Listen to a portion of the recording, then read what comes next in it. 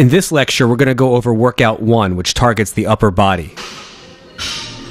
Okay, so first up is dumbbell bench press. This exercise is a mass-building exercise for the middle of your chest. Lie down on a flat bench with a dumbbell in each hand and use your thighs to help raise the dumbbells up. Hold the dumbbells at shoulder width with palms facing away from you. The dumbbells should just be to the sides of your chest, and your forearm and upper arm should create a 90-degree angle. Be sure to be in complete control of the weights at all times. Breathe out as you use your chest to push the dumbbells up and squeeze your chest at the top of the movement, and then come down slowly. Make sure you come down far enough to feel a good stretch in your pecs before you push back up. You want to focus on the speed of your reps. Ideally, lowering the weight should take twice as long as raising it. For example, up for a 1 count and down for a 2 or 3 count. Repeat this until failure. When you are done, make sure you do not drop the weights next to you, as this is dangerous for your rotator cuff and also to others working out. Just use your momentum to get back up in a sitting position with both dumbbells still on your thighs. Then you can place them back on the floor or back on the rack. Our second chest exercise is incline cable flies, also known as cable crossovers. This is going to hit the width of your upper chest. Place the pulleys on a high position above your head. Select the resistance to be used and hold the pulleys in each hand. You're then going to step forward and pull your arms together in front of you. Your torso should have a small forward bend from the waist, and this will be your starting position. While keeping a slight bend in your elbows, extend your arms to the side in a wide arc until you feel a stretch in your chest. Breathe in as you perform this portion of the movement. Also note that I'm holding and squeezing the cables in front of me for a second before I start my next rep. Repeat this until muscle failure.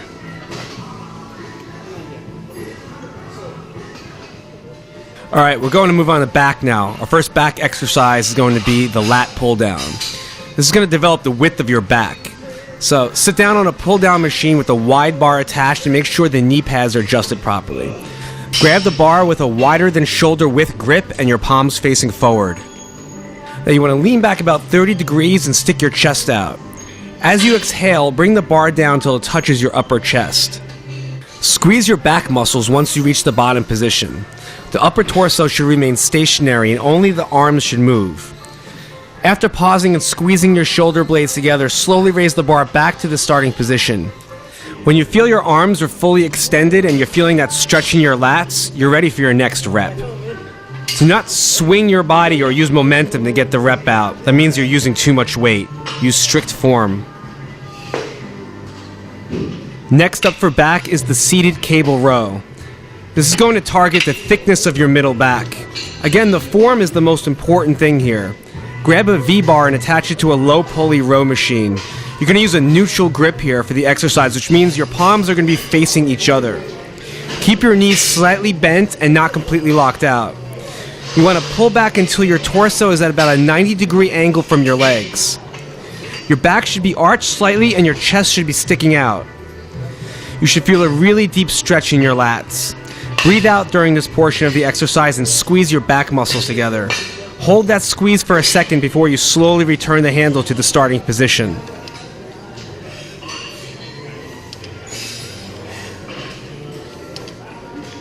We're now going to move on to the shoulders, starting with shoulder dumbbell press. This is going to build the all-around mass in your shoulders, hitting all 3 heads. You want to make sure you're sitting on a bench with some back support, as I am using here.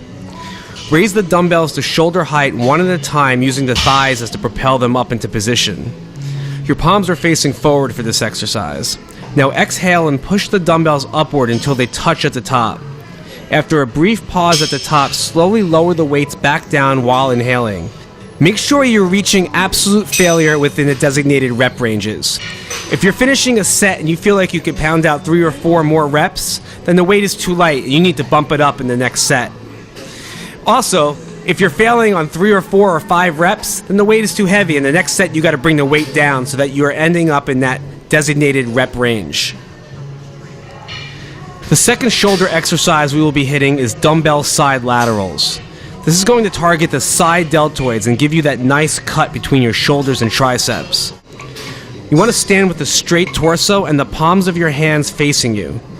Try your best not to swing with this movement. Now while exhaling, lift the dumbbells until they are parallel to the floor while maintaining a slight bend in your elbows. Pause for a second at the top. Lower the dumbbells back down slowly to the starting position as you inhale. Make sure you get your 8 to 12 or 15 to 20 reps out with perfect form and adjust your weight accordingly if you're not meeting these rep ranges.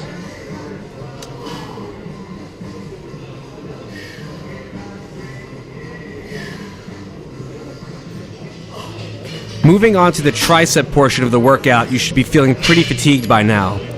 We'll start with a straight bar pushdown with palms facing down. Stand upright with your torso straight and bring your upper arms close to your body and perpendicular to the floor. Using your triceps, push the bar down until your arms are fully extended. The upper arms do not move here, only your forearms should be moving. You want to exhale as you push down. Hold at the bottom position for a second and slowly bring the bar back up to starting position while breathing in. Again, don't engage your upper arms to get the bar down. Strictly use just your triceps and get that squeeze at the bottom for a second.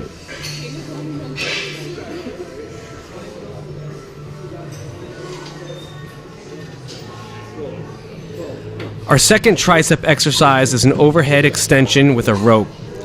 Attach the rope to a low pulley and face away from the weight stack. Start with your hands behind your head and your elbows pointing straight up. To execute this movement, extend your elbows upward while keeping your upper arms in position. You want to raise your hands above your head here. Hold and squeeze your triceps at the top of the movement and slowly lower the weight back to the starting position. Remember to exhale on the way up and inhale on the way back down.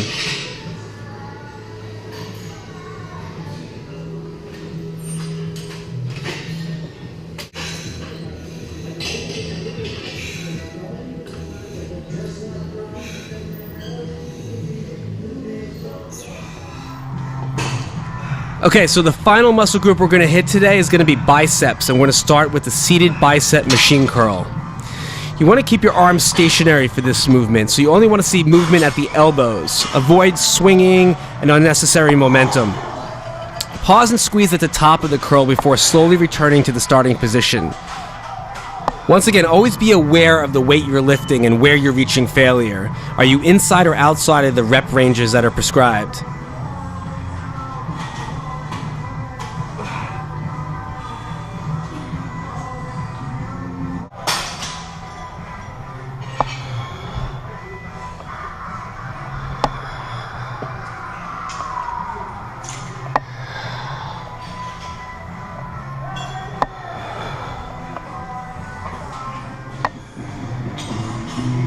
Okay, this is our last exercise, standing dumbbell bicep curls. Stand straight up with a dumbbell in each hand and keep your elbows close to your torso. You want to start with your palms facing inward towards your body. As you exhale, curl the weights up by contracting your biceps. Curl your wrist at the very top of the movement so your pinky is closer to your chest than any of your other fingers. This will get that extra squeeze at the top of the movement and will help develop the bicep peak.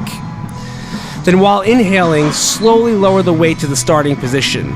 Just like all exercises, you want to raise the weight on a 1 count and lower it on a 2 or 3 count.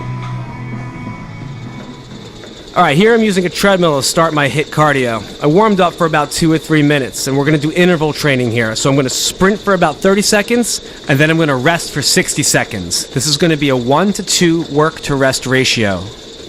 You want to do this for 10 minutes and then cool down for 2 to 3 minutes before hitting your steady state cardio.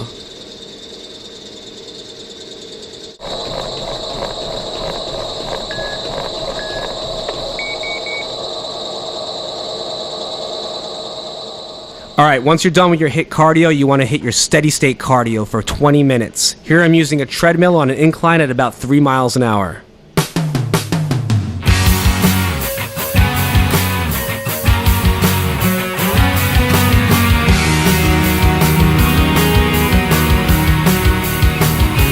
On my feet I crawl, blame it on